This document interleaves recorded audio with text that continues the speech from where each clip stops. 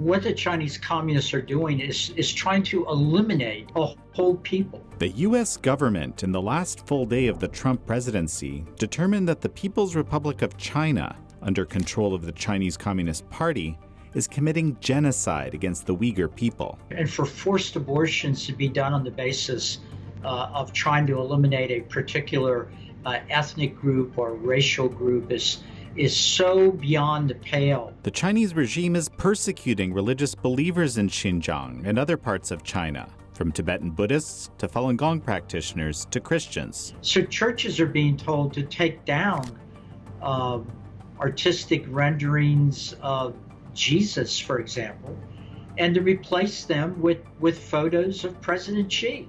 And the Chinese Communist Party is seeking to expand its repressive model abroad. They're in danger of being able to create an authoritarian bloc around the world. In this episode, we sit down with Commissioners Gary Bauer and James Carr on the U.S. Commission on International Religious Freedom, USCIRF.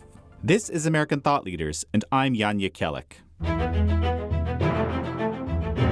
Commissioner Gary Bauer, so great to have you back on American Thought Leaders.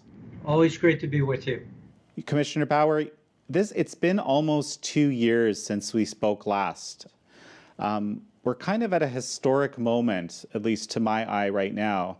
The U.S. government, the State Department, has designated the treatment of Uyghurs in China as a genocide. I frankly didn't expect the U.S. government to ever designate any activity by the Chinese Communist Party that way. And it's a very welcome moment from my perspective, but I would love it if you could tell us, what is the real significance of this? Well, let me just say first, from the standpoint of the U.S. Commission on International Religious Liberty, that news from Secretary Pompeo was greeted with great glee. We've been working with the State Department and the White House for some time now to try to get that designation. And I think it's very significant. Of course, Secretary Pompeo didn't do this by himself. He made the announcement, but he wouldn't have done this without consultation with now former President Donald Trump. And to their credit, the Trump Pence Pompeo administration made religious liberty, and specifically made pressuring China to open up on religious liberty and to stop violating human rights, a big part of the relationship between our two countries the last 4 years.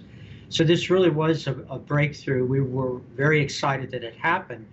And it sends a message, I think, around the world to international organizations about how serious what's going on in China is with the Uyghurs, and not only with the Uyghurs, but with every other religious group in communist China.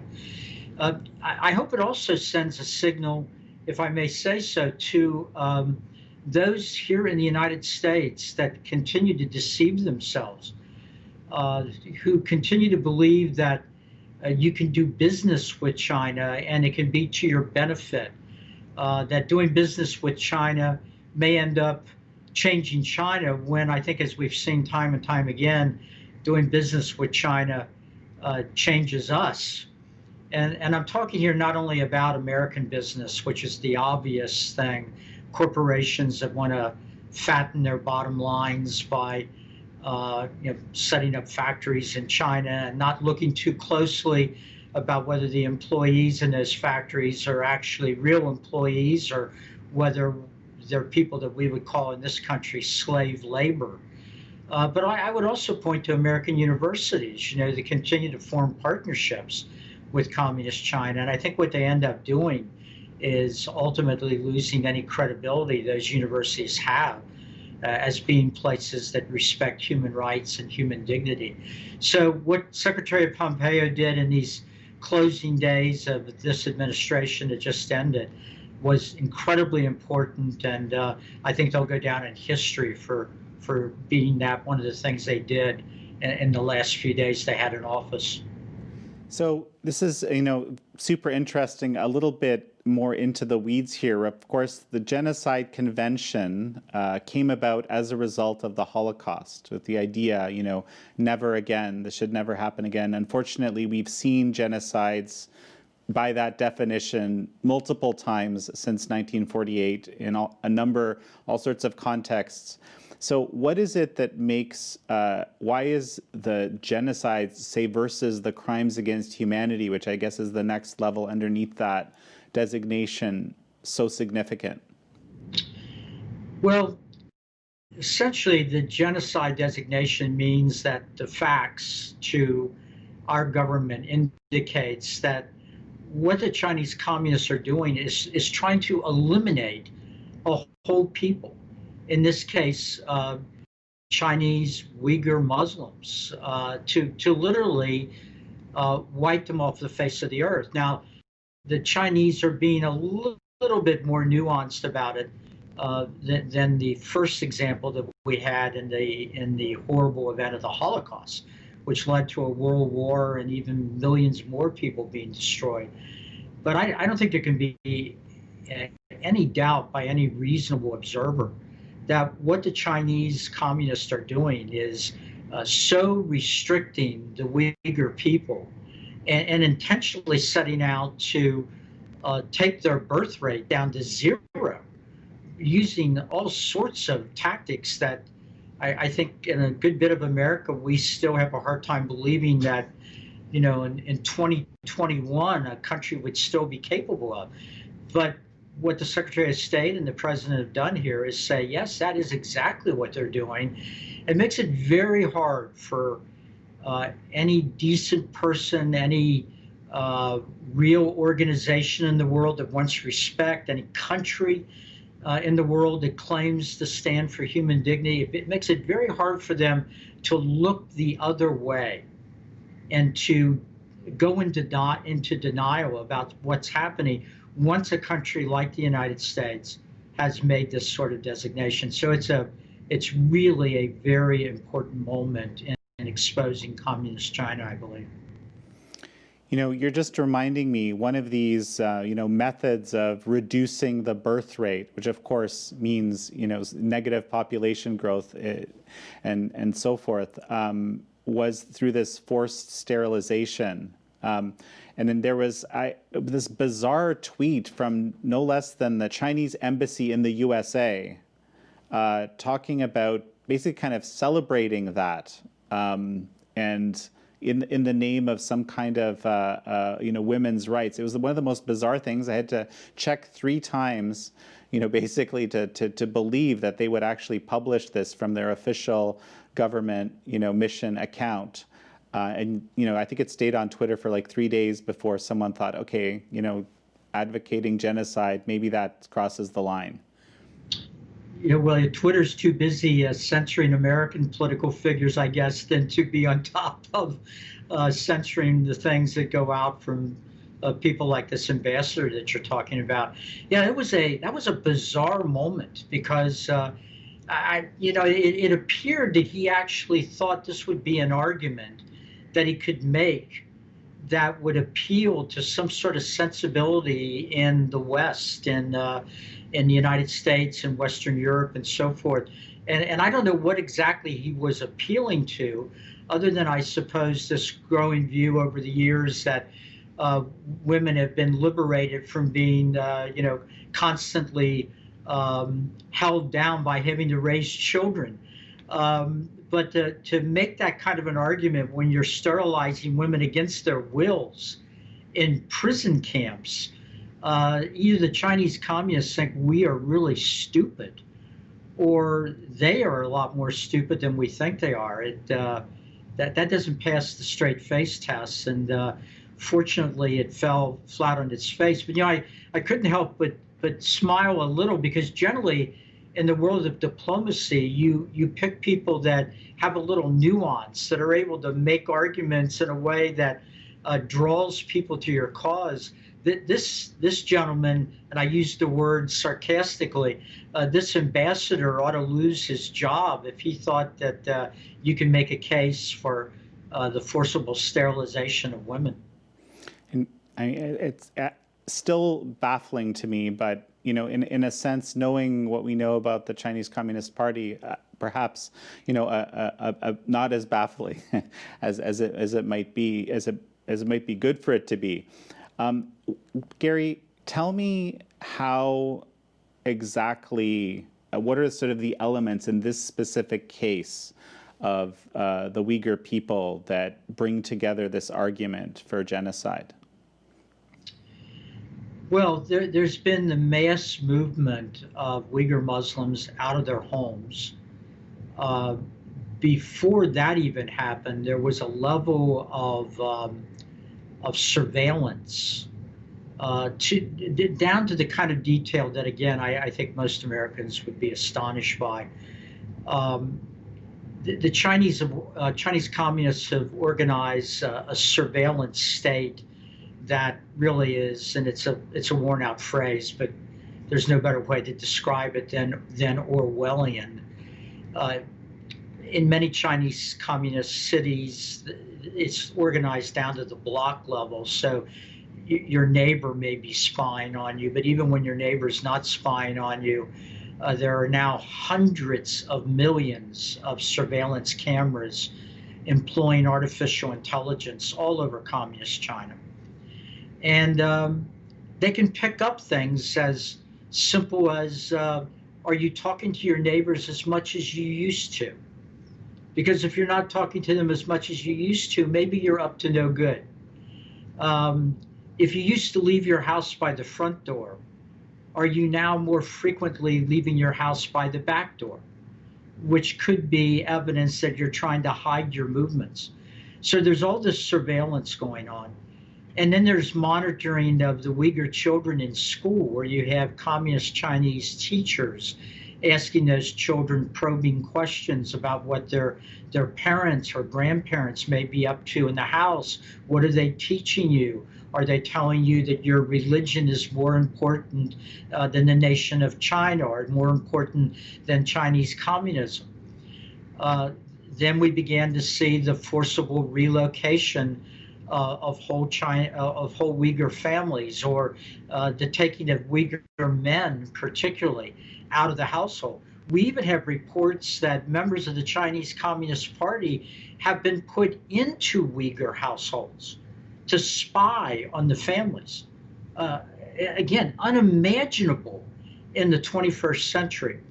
And then we have this euphemism, which quite frankly is right out of the Nazi playbook, of setting up what essentially are concentration camps, but calling them work centers or educational centers where the Chinese Uyghurs will be taught skills to help them have a better chance of succeeding in Chinese communist society. Well, that better hope of succeeding is forget your religion and adopt the Chinese communist way, or you won't be able to have a life to live at all.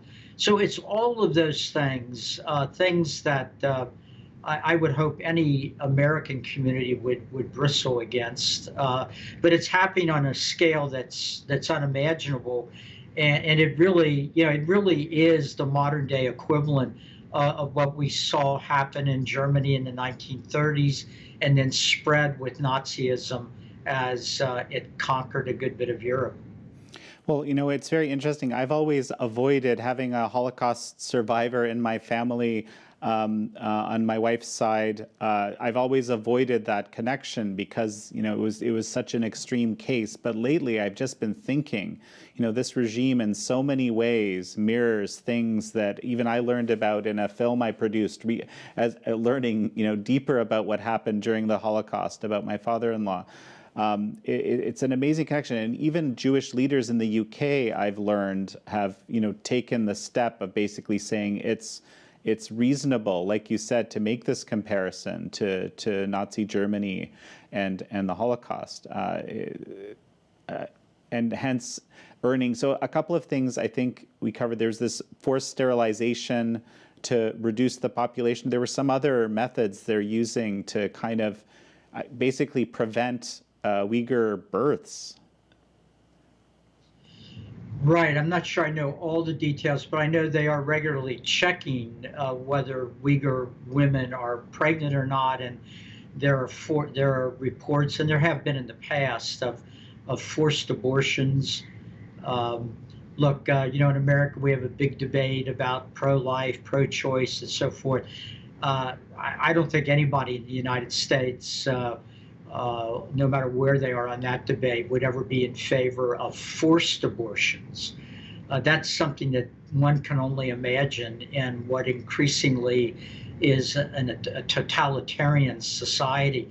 And for forced abortions to be done on the basis of trying to eliminate a particular ethnic group or racial group is so beyond the pale, so much into the realm of pure evil that I think again it's very hard for Americans, even in a country right now that has, as we do, our own challenges, to imagine that a rising power like Communist China, a country that whose military is getting stronger every day, who is projecting that power around the world, who is selling their surveillance cameras now to several hundred countries around the world.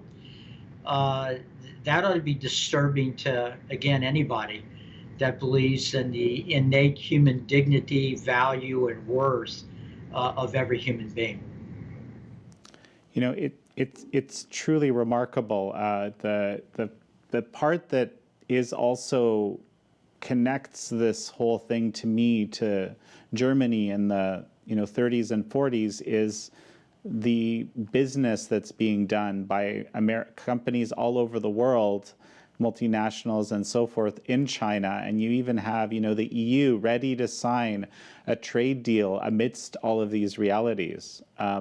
And I actually just saw a compilation by one of our journalists of how much money is simply invested directly into Chinese companies, some of which are, have serious national security implications, even for the U.S. and so forth. It's staggering umpteen billions of dollars. It is. And look, over the years, one of the issues I've spent a great deal of time on is anti-Semitism. And I've tried to be a very good friend to the American Jewish community and be an advocate against anti-Semitism, whether it's here in the United States or it's anyplace else. So I don't lightly, just like you, I don't lightly throw around words like genocide. But it fits in this case. And you mentioned, the phrase "never again." That phrase meant that never again will a country be allowed to do that to a whole group of people. But never again, I think, also meant never again will free men and women look the other way when it's being done or cooperate with a nation that is engaged in this. And I have to say, I'm a big sports fan, probably because I was never good enough to play sports myself. I love watching people succeed in athletics. And we've seen a lot of American athletes, become voices for social justice here in the United States. But I'm still reeling from a couple of years ago when a coach or an owner of one of the NBA teams sided with Hong Kong against mainland communist China. Communist China, of course, went berserk and threatened the NBA. And it was astonishing to me to see these multi-million-dollar American basketball players dreaming of becoming even more wealthy by having an NBA equivalence, be established in communist China. And to this day, I don't see American corporations that are eager to signal their for social justice here in the United States, and then they turn around and they're building more factories in communist China. They're doing work in the very province where the Uyghur Muslim camps are set up. I watch a company like Walt Disney that does one of their very popular movies. And at the end of the movie, in which they did some of the filming in communist China, they not only thanked the Chinese government, they thanked the police force in the province that has the responsibility of persecuting, among other things, the Uyghur Muslims. So the phrase "never again" is looking more and more as if it's a phrase of mockery to significant, powerful portions of American society. Uh, your viewers may know that I'm a conservative and my background is Republican. I was appointed by President Trump. I've been a defender of American business over the years. I believe in free enterprise. But I condemn American business to the extent that they are willing to do business in a country like Communist China. And by doing business in a country like Communist China, not only contribute to the persecution of the Chinese people of all faiths, to the violation of human rights in China at a scale almost unmatched around the world, but they are also helping to make Communist China more economically powerful, more militarily powerful, in a way that will jeopardize the national security of the people of the United States and the people of the other Western democracies. Yeah. And I'll my own little commentary here. We had 30, 40 plus years, and to learn the fact that this, that we're not going to change communist China into a free democratic state, which I think was the vision, right? Through all this, corporate engagement, let's say. It's almost like it's gone in the other direction. No question about it. Many years ago, I was heading up an organization, was the founder of a group called the Family Research Council, and that was right after I had left the Reagan administration. And I made opposition to giving Communist China most favored nation status, trade status, one of our main issues. And I'm even now sad to report that I lost a number of very wealthy donors to the Family Research Council who agreed with me on a whole host of issues about family values and the sanctity of life and other things like that, but were themselves involved with companies they had started that were hoping to break into the communist Chinese market.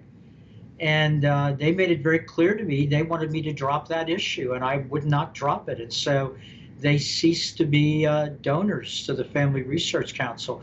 I'm still proud that I took on that position. I remember a presidential debate I was in 2000 with then George W. Bush before he was elected president. We were in a Republican presidential debate. And one of the things we got into a heated exchange about was most favored nation status about China, for China. And George W. Bush turned to me and he said, "Gary, we must do business with the entrepreneurial class in communist China." Although I think he just said in China. And he said, if we will do that, if we will do business with that entrepreneurial class, you'll be shocked at how quickly freedom will come to China. And I found that clip the other day, and I decided to write a letter to George W. Bush. And I said, President Bush, I came across this clip when you and I debated this. You may remember it. You said I would be shocked about how fast freedom would come to communist China. And I was just wondering if you had an estimated time of arrival, because it's been 21 years and quite the contrary. Not only is freedom not arriving in China, oppression under President Xi is greater now in many, many ways than it was when we thought, 20 some years ago, that trade with China would change them, when in fact it's changed us. It was very good to see in the Senate confirmation hearings for Secretary of State nominee Antony Blinken that he agrees with previous State Department leadership's designation of genocide here in this case. Yes, I was very encouraged by that too. Now, having been up for confirmation in the United States Senate a couple of times myself, let me just say that when you're having your confirmation hearings and you're worried about a narrowly divided committee, you may say things that then when you actually are confirmed, you don't follow through on. But I found it hopeful, and I hope he was being honest about that. And the proof will be in the pudding if he is confirmed as Secretary of State. Well, so let's broaden this. We've been kind of talking about the impact of communist China, I suppose, on America and the business relationships. Almost 2 years ago, when we spoke last, you described the idea that communist China has actually declared war on all faith, all religion. And I want to see, how has that changed, or how has that come along over the last 2 years since we spoke? Yes. Well, the U.S. Commission on International Religious Freedom was set up by an act of Congress, and in that law, there's an outline for the kind of words we use, what we're supposed to call a country that is violating basic human rights, and specifically violating the most basic human right of all, which is to seek God and worship God as your heart and soul tells you to. We're supposed to call those countries that violate that basic right CCPs or CPCs, countries of particular concern. And every time we call a country of particular concern, I will confess to you, I want to scream. It's such a bureaucratic term. I mean, when you're concerned about something, it's like, I'm concerned about how heavy the traffic is getting. We're talking about countries that are murdering people, that are putting people in prison, that are breaking up families, that are raiding churches and mosques and temples. So I've always said, when I've been talking particularly about communist China, that they, in fact, are more than a country of particular concern. They're a country that has indeed declared war on religious faith. The Chinese communists cannot tolerate anyone in communist China having a loyalty to something that they see as higher than the Chinese communists. And so it's a competition to them. And it's a threat. It's something that keeps the Chinese communists awake at night. So we've actually got now things that I didn't think I would ever see in a country that has the sort of great history that China has, history that goes back thousands of years. But they're actually taking President Xi and they're trying to have him replace the most revered religious figures of various faiths in communist China. So churches are being told to take down artistic renderings of Jesus, for example, and to replace them with photos of President Xi. There's an effort underway in China to, I don't know if it's sinicize or sinicize the Bible by rewriting the Bible so that it's more consistent with Chinese communism than it is with the Christian gospel. Well, that's sacrilege to a Christian. I'm a Christian. That's a sacrilege. No Christian can allow that to happen. And they're doing the same thing with the Chinese versions of the Quran. They're doing the same thing with Tibetan Buddhists, where temples have been torn down, damaged, sacred symbols taken out of those places of worship. And then we know that in many of these places of worship, if you're a religious believer in China and your faith gives you the courage, in spite of all that's likely to happen to you, to continue to go to your religious services, you know that when you walk into that temple or into that church or into your place of worship, that when you walk into the religious sanctuary there, there's a camera in the church that is filming your face and using artificial intelligence facial recognition. Your presence in that place of worship has been sent to computers controlled by the Chinese communists, and it's gone into the risk assessment of who you are and how much you will be trusted in Chinese society. And so we get down to not only you may not get a promotion you deserve, or you may not get the job you applied for, your children may not get into the university they wanted to go, but literally this has been taken down to the level of you could get on a bus in a particular province and show your ID card to the computer that's on the bus, and the bus driver could look at the readout and say to you, "I'm sorry, get off the bus. You're not allowed to travel outside this neighborhood, or you're not allowed to travel outside this province." So this is a level of persecution of religious believers that other tyrants around the world can only dream of having. And that's why I'm so worried, and many others are worried, that Communist China is not only violating human rights and suppressing religious liberty, but they're in danger of being able to create an authoritarian bloc around the world.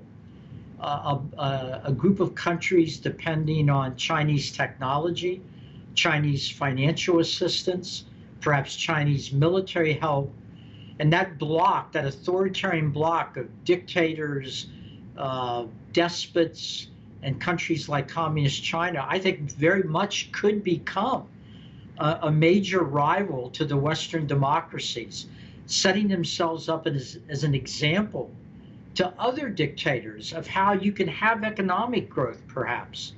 You might be able to improve the lot of your people into bringing them into the modern world, but you can do it while still denying them the basic human rights and human dignity that every human being deserves. And so I think it's a very much an open question of what the next 50 years will show, whether the vision of the Western free democracies based on the human dignity of every person, or whether this authoritarian bloc that Communist China seems to be establishing will become the model for the emerging world to follow in the decades ahead.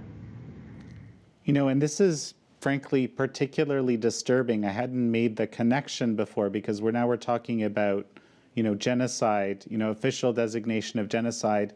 The persecution of the Tibetan people has also been described as a genocide, potentially, certainly a crimes against humanity, certainly cultural genocide. Similarly, the persecution of Falun Gong practitioners has been described as a slow genocide. You know, the murder for organs industry focusing on these people because of their numbers, presumably, and health. What struck me as you're describing this, and of course, all of these surveillance technologies were built to some extent on the persecution of these groups, you know, to this sort of more twisted, perfected, you know, setup that's now manifest in Xinjiang. You know, you could actually export the technology to facilitate this sort of genocidal behavior.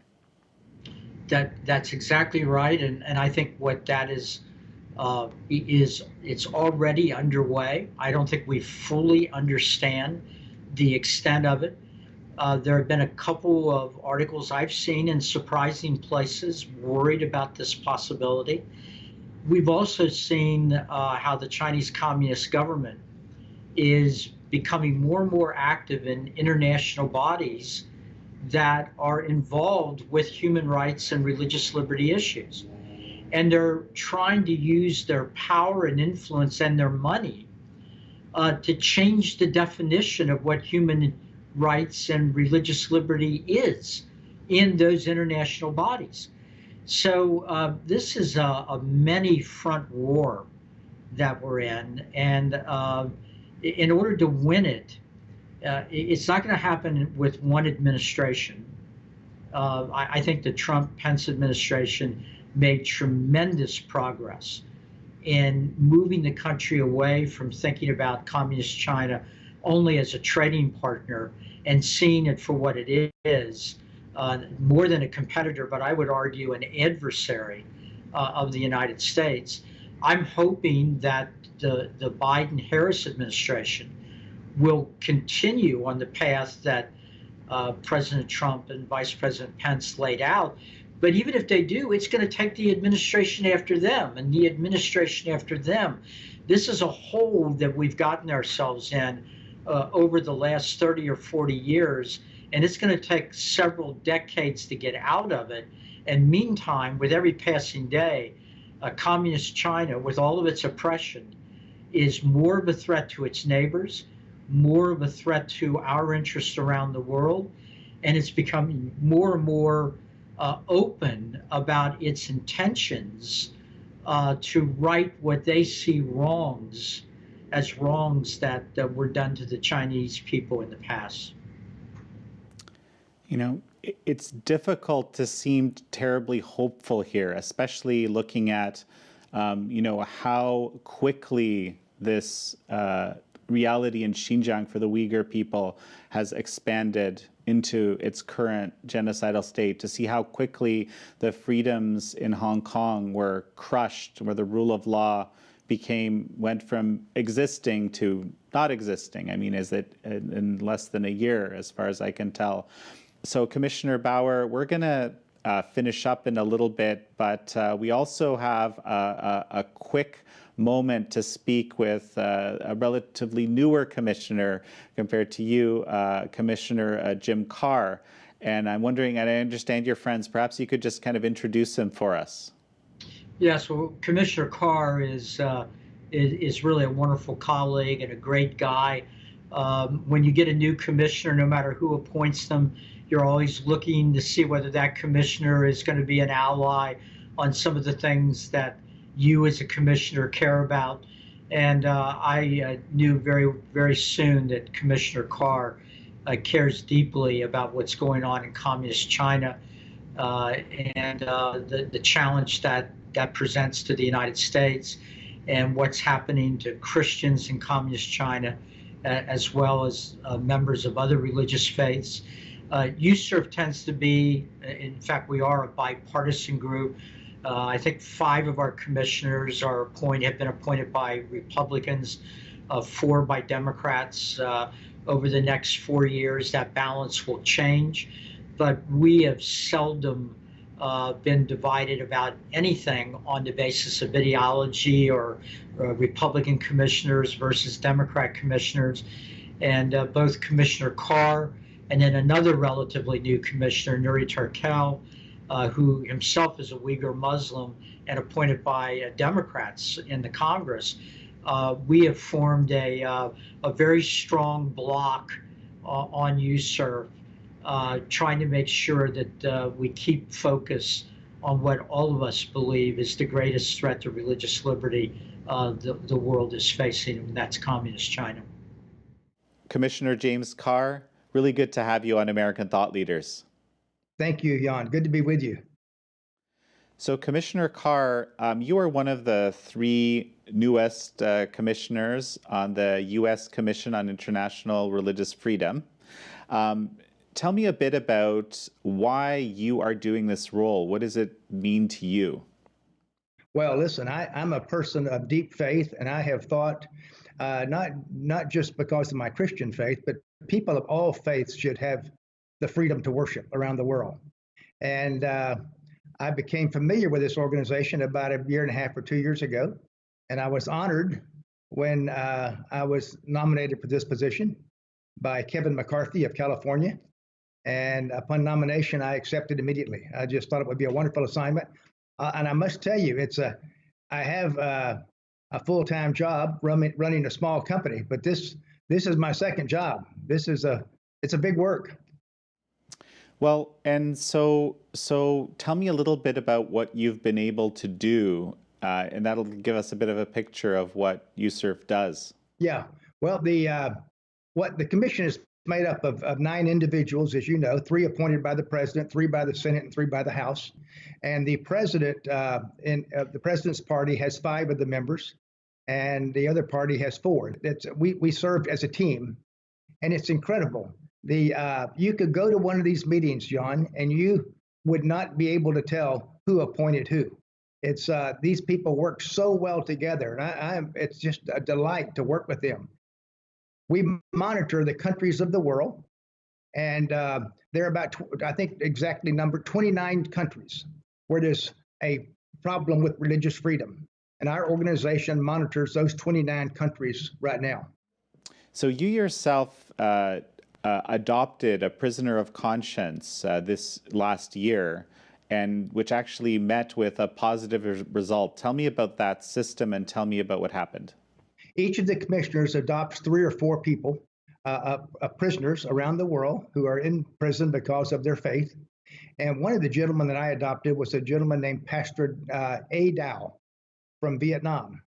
Very sad story. Pastor A. Dow had been to a conference on his faith out of the country, and as soon as he arrived back in Vietnam, he was arrested and imprisoned for several years.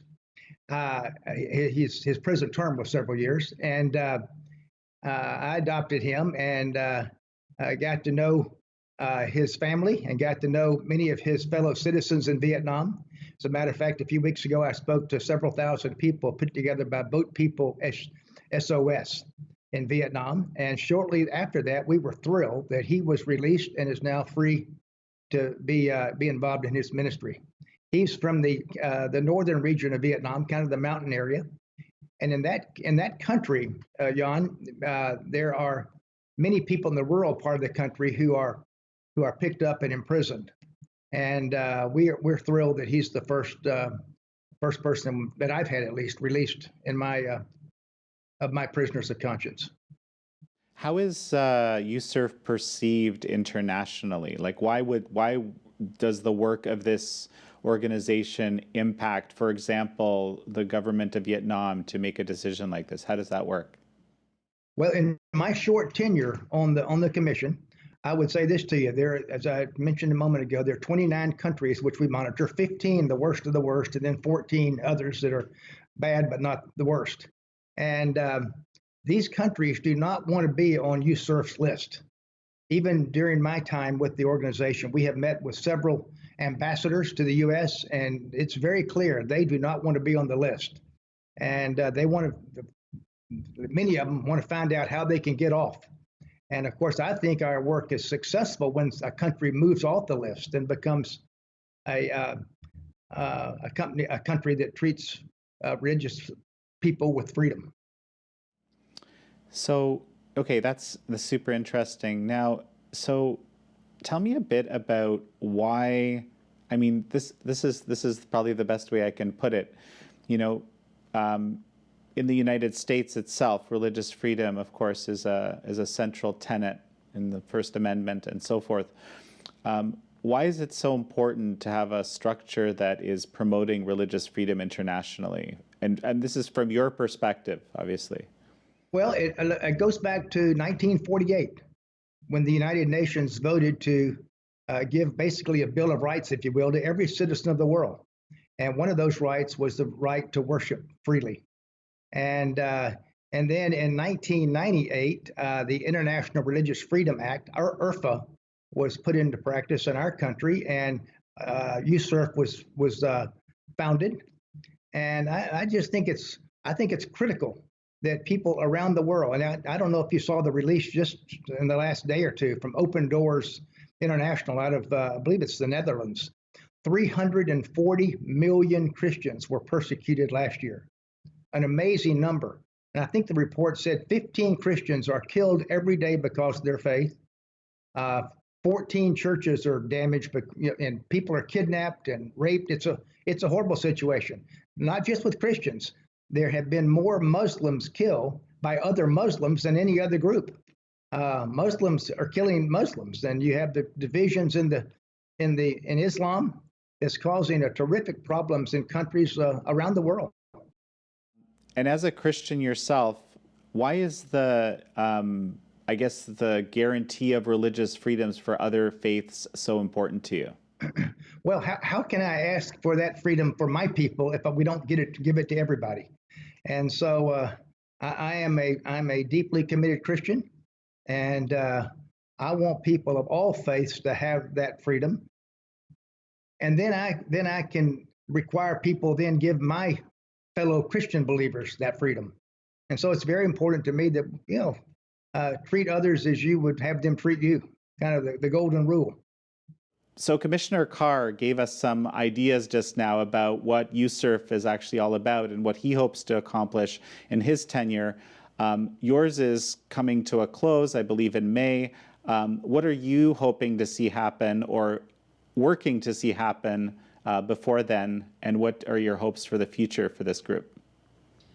Well, I'm sad that I'll be leaving at the end of May, but a new administration has the opportunity to make their appointments. I will be having another annual report, which is the main thing that USCIRF does every year, and that'll be coming out in the spring or late spring.